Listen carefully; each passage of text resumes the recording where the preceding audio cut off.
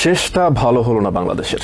বোলিংয়ে দাপট দেখানো টাইগাররা জয়ের খুব কাছে এসেও হেরে গেল। টি-20 বিশ্বকাপে প্রথম শ্বাসরুদ্ধকর ম্যাচে সাউথ আফ্রিকার কাছে 4 রানে হার মানতে হয় শান্তর দলকে। নিউ ইয়র্কের নাসাউ কাউন্টি স্টেডিয়ামে অনুষ্ঠিত ম্যাচে শুরুতে ব্যাট করে 6 উইকেট হারিয়ে 113 রান করে প্রোটিয়ারা।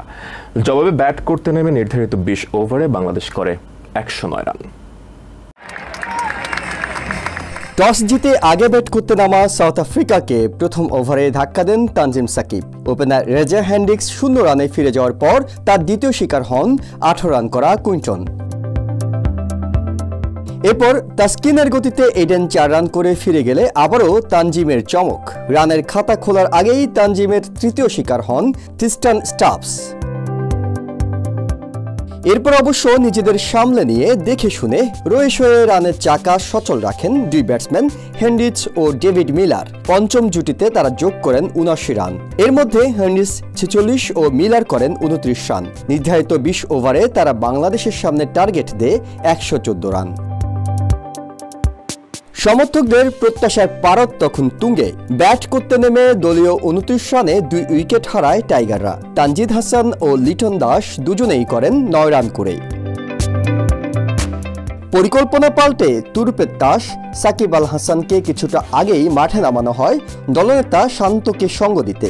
বল হাতে ব্যর্থ এই অলরাউন্ডার ব্যাট হাতেও যথারীতি দেখিয়েছেন খামখেয়ালি। 3 রান করে মুঠোবন্দি সাকিব ফিরে গেলে কিছুটা বিপাকে পড়ে হাতুড়ে সিংয়ের শিষ্যরা। তবে জয়ের আশা জাগিয়ে রেখেছিলেন শ্রীলঙ্কার বিরুদ্ধে জয়ের 2 নায়ক তৌহিদ হৃদয় ও মাহমুদুল্লাহ। কঠিন হাতে হাল ধরে দলকে অনেকটা টেনে নিচ্ছিলেন জয়ের বন্দরে। 37 রান করা হৃদয় যখন দলীয় 94 রানে রাবাদার বলে আউট হন, তখনই হৃদয় ভাঙে টাইগার ভক্তদের। জয়ের জন্য তখন দরকার ছিল 17 বলে মাত্র 20 রান। অন্যদের আসা যাওয়ার মিছিলে নিঃসঙ্গ শেরপার মতো লড়ে গেছেন মাহমুদুল্লাহ। শেষ 2 বলে প্রয়োজন ছিল 6 রানের। 1 বল হাতে রেখে ছক্কা মারতে গিয়ে বাউন্ডারিতে তালুবন্দি মাহমুদুল্লাহর সাথে সাথে হার মানে টিম বাংলাদেশও। তীরে এসে তরিডোবা বুঝি একেই বলে।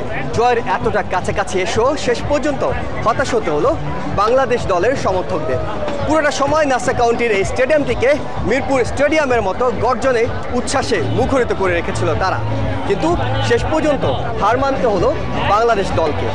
এখন অপেক্ষা ওয়েস্ট ইন্ডিজের বাকি ম্যাচগুলোতে বাংলাদেশ জাতীয় দল কতটা ভালো পারফর্ম করতে পারে। Ehsan Jewel, TVN 24, New York.